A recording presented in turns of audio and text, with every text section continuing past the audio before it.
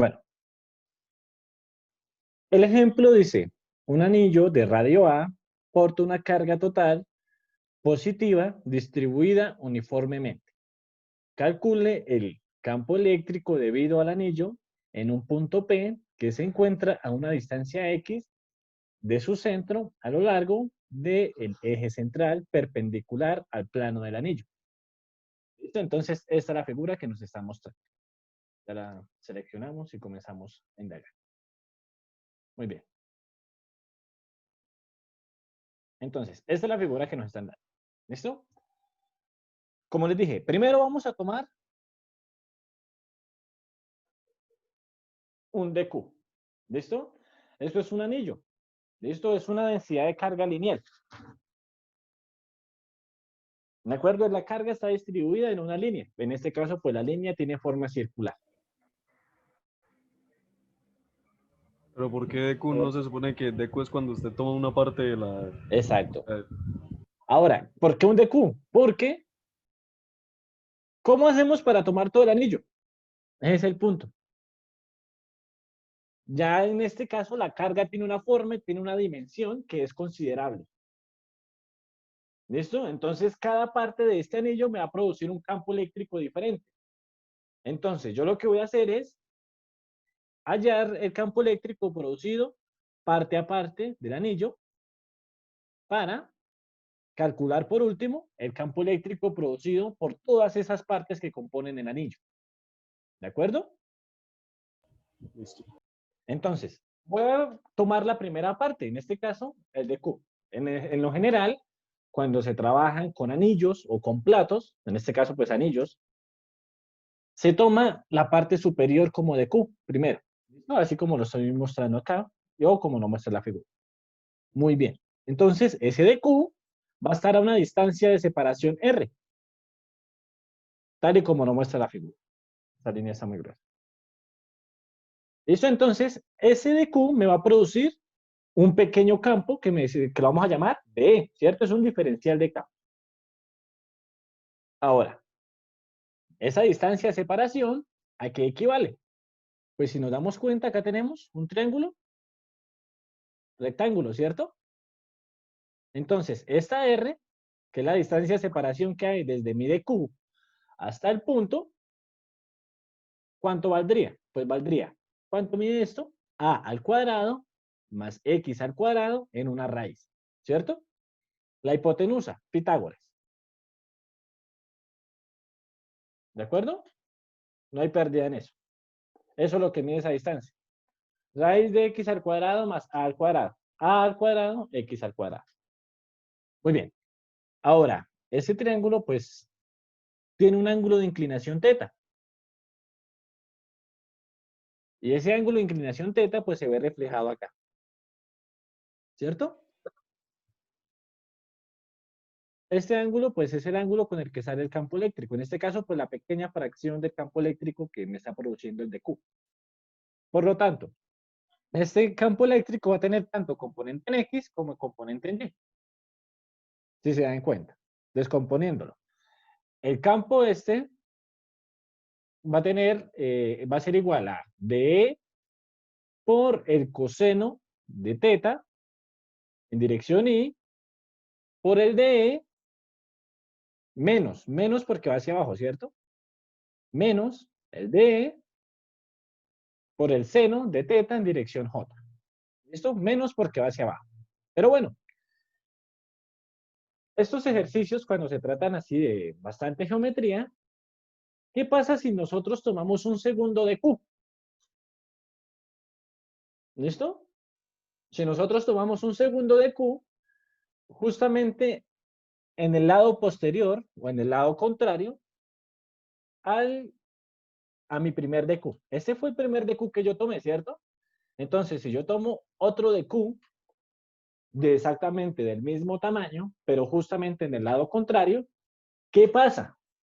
Pues que ese DQ me va a producir un campo eléctrico en esta dirección. DQ me va a producir un campo eléctrico 2.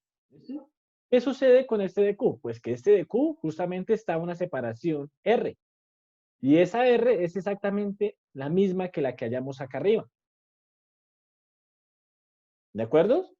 Es x al cuadrado más a al cuadrado y todo en una raíz. Ahora, el campo que yo tomé, que me produce el de arriba, el de Q de arriba, es este. ¿Listo? Ambos salen con un ángulo teta. ¿De acuerdo? Ese también sale con un ángulo teta. Y pues ese también salía con un ángulo teta. Ahora, cuando yo sumo el campo 1 y el campo 2, ¿hacia dónde me va a dar el campo eléctrico? Es una suma de vectores. Si se dan cuenta, en este caso, Hacia adelante, ¿no? exacto, hacia X positivo, porque este se está moviendo hacia arriba con un ángulo de inclinación teta y este también se está moviendo, pero en este caso hacia abajo con un ángulo de inclinación teta. Por lo tanto, las componentes verticales se van a eliminar y me va a quedar, pues, por suma de vectores, esta es la proyección del campo 1, esta es la proyección del campo 2 y me va a dar un campo en una sola dimensión, que en este caso es en la dimensión X. ¿Qué quiere decir? Pues que de una vez podemos ir despreciando la componente en J. ¿Listo? Del campo eléctrico. ¿Por qué? Porque se me van a cancelar. Así de sencillo. Lo mismo va a pasar con la componente en Z. Si yo tomo el de Q acá, pues este de Q me va a producir un campo eléctrico hacia X y hacia menos K, o sea, hacia adentro. Y si yo lo tomo al otro lado, pues me va a producir también un campo eléctrico en X positivo y en K positivo, o sea, hacia afuera de la pantalla. Y pues las componentes en Z también se van a cancelar. Así de sencillo. Por lo tanto, este anillo solamente me va a producir campo eléctrico en X. O sea que solamente con tomar 2 puntos ya es suficiente. Exacto, por la alta simetría que tiene el problema. Sí, o sea, por ejemplo, en el caso del anillo. Exacto. Y lo mismo en el caso del plato. ¿Listo? Que es en el caso ya con dos integrales. En este caso, por la alta simetría, ustedes lo pueden intuir así de forma sencilla. Ah, pues esto me va a producir un campo eléctrico hacia arriba, pero si lo tomo en el lado contrario, me lo va a producir hacia abajo. Entonces, las componentes verticales se anulan. ¿De acuerdo? Y solamente van a quedar las partes horizontales que son respecto a X. Muy bien. Entonces, ¿qué tenemos? Ya tenemos que vamos a ignorar la componente en J porque ¿para qué la trabajamos si lo último se va a hacer cero, ¿cierto? Solamente vamos a trabajar la componente en I. Muy bien, entonces tenemos nuestra ecuación, nuestra ecuación principal, que es el campo eléctrico igual a la constante eléctrica por la integral de Q sobre R al cuadrado, ¿cierto? Por el vector unitario. Muy bien, entonces, ¿qué viene siendo de Q? Uy, nosotros no conocemos qué es de Q. Pues de Q, lo habíamos visto, es la densidad de carga lineal. Y es igual a la carga distribuida en una superficie. Como nosotros estamos tomando no toda la carga, como lo dice esta parte de la ecuación, sino una pequeña fracción, vamos a utilizar esta igualdad. La igualdad que va a estar encerrada en rojo. Lambda es igual a de Q sobre dl. ¿Listo? Entonces, en pocas palabras, dq viene siendo lambda por dl, despejándolo, ¿cierto? Ahora, ¿qué es dl? Pues dl depende de nuestra geometría. En este caso, pues dl en coordenadas polares o cilíndricas es el radio por la variación del ángulo. Pero ustedes dicen, bueno, me queda complicado saber eso siempre, ¿cierto? Bueno, en el caso de los anillos siempre va a ser así. A por D. Pero porque Ah, ya. ¿Listo? El radio es A, porque A Sí, es sí, el sí, sí. radio del anillo. ¿Listo? Bueno, en pocas palabras, ¿de dónde sale esto? Pues SDL, vamos a tomar una pequeña fracción. Voy a dibujar acá en el centro. ¿Listo? Profe, pero si esos son coordenadas cilíndricas y la Z, ¿dónde queda? Z en coordenadas cilíndricas es igual a Z también. Sí, por eso, pero entonces ahí no se pone, ¿o qué? De la coordenada Y y Z.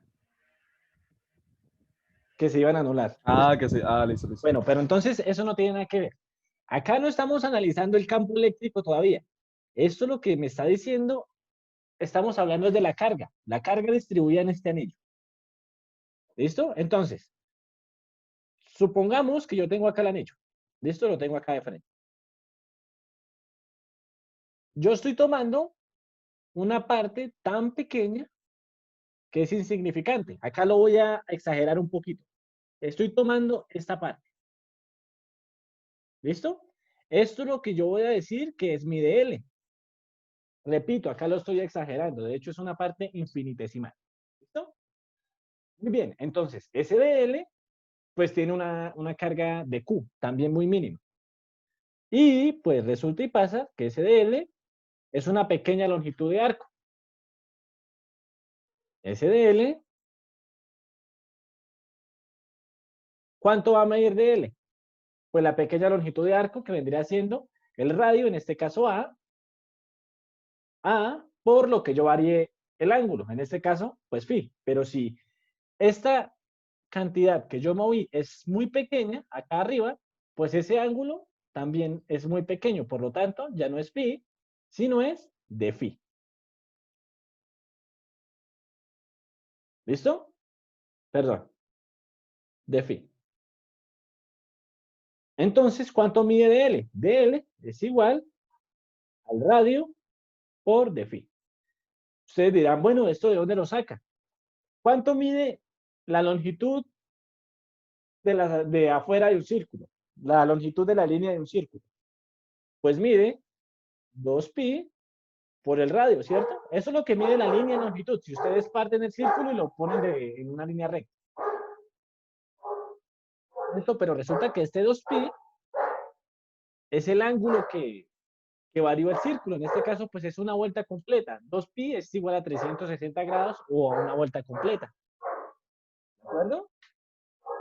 Entonces, en este caso, si nosotros queremos es, por ejemplo, medio círculo, pues ya no sería 2pi, sino pi. Y ahora, si nosotros queremos una pequeña fracción, puede ser la pequeña fracción del ángulo que yo me estoy moviendo. ¿Listo? Entonces, eso es una longitud de arco. Por lo tanto, dl es igual al radio por la variación del ángulo. ¿Listo? Entonces, eso lo que vamos a hacer es reemplazarlo en nuestra ecuación. Muy bien. Entonces, reemplazando en nuestra ecuación de Q, viene siendo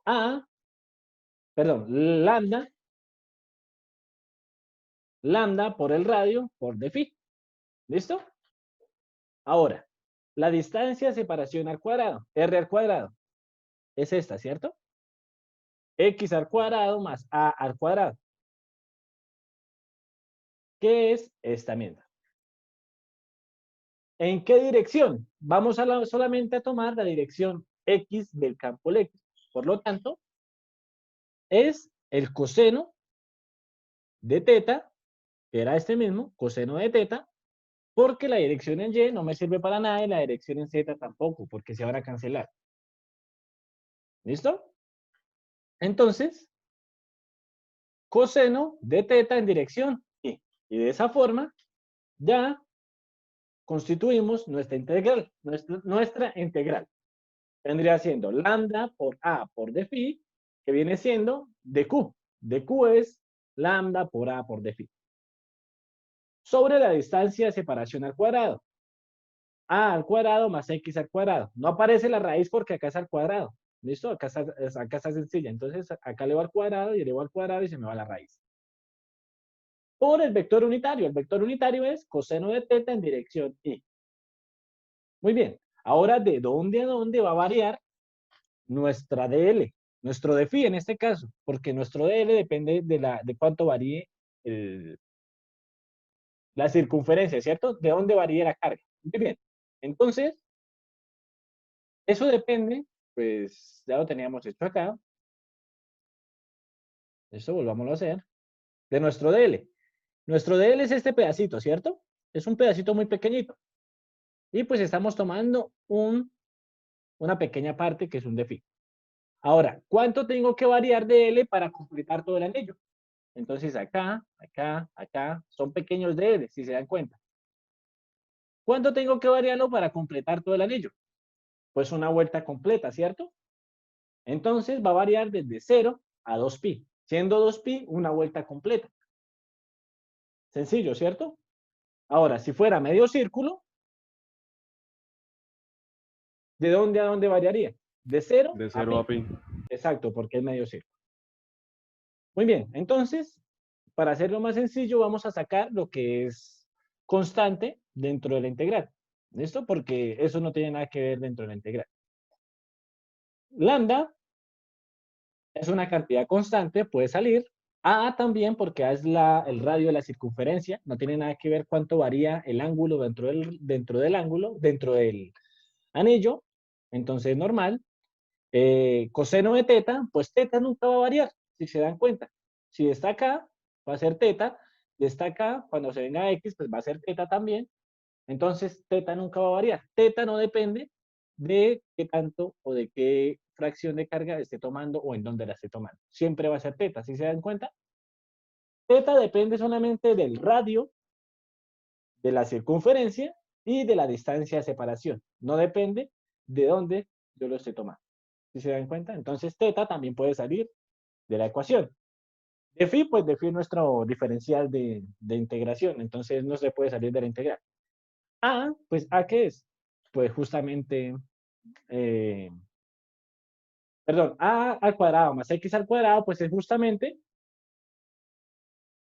la distancia R, que ¿no? hay, exacto, R, la distancia que hay. Y esa distancia depende de phi, o sea, de qué tanto yo varía acá dentro del círculo.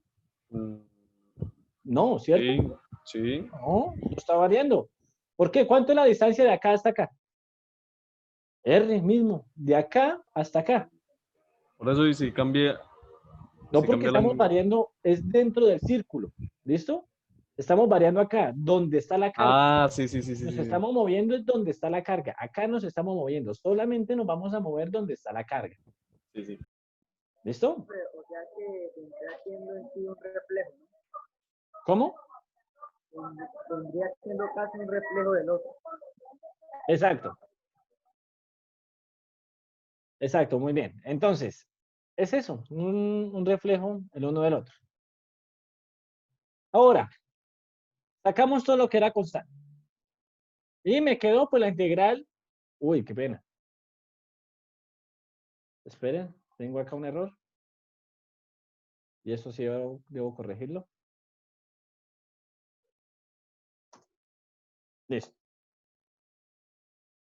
Nada pasa. Entonces, ahora sí, tengo la integral respecto a de phi. ¿Cierto?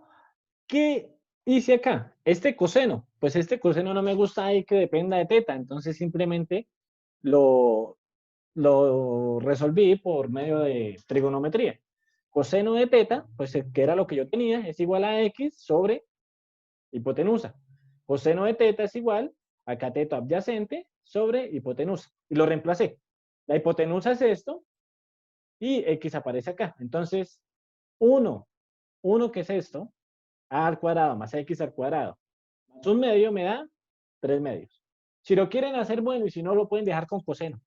No hay ningún problema, no se maten la cabeza. Acá puede haber dejado el mismo a al cuadrado más x al cuadrado y acá coseno de teta. Y listo, pasaba exactamente lo mismo. ¿Listo? Entonces, supongamos, ya sacamos todo esto. ¿Listo? Que era lo constante. 1 sobre 4 pi epsilon sub 0 es la constante eléctrica. Y pues integro. La integral de 0 a 2 pi de phi, ¿cuánto es? Con respecto Sería de phi. de... eh, Para que sea sería más fácil, la phi integral por X más C, ¿no? de 0, no, mire, la integral de 0 a 2 pi de dx. Pues tendría que ser X al cuadrado. Pero es que yo lo que no sé bien es, o sea, digamos, como es de 0 a 2 pi, no sé eso bien cómo se hace. Acá. Es la misma cosa que ustedes han estado haciendo en cálculo integral, solamente que ustedes lo están viendo de una forma muy complicada. Esto, No, es la que integral de 0 a 1 de dx. ¿Cuánto es eso?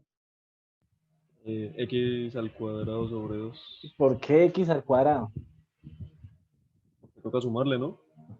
Exacto, pero acá no tengo ninguna x. Este es el diferencial. Ah, ¿verdad? Sí, sí, sí, sí. No, ¿Listo? entonces, Entonces, pues, esta integral es x evaluada de 0 a 1, ¿cierto?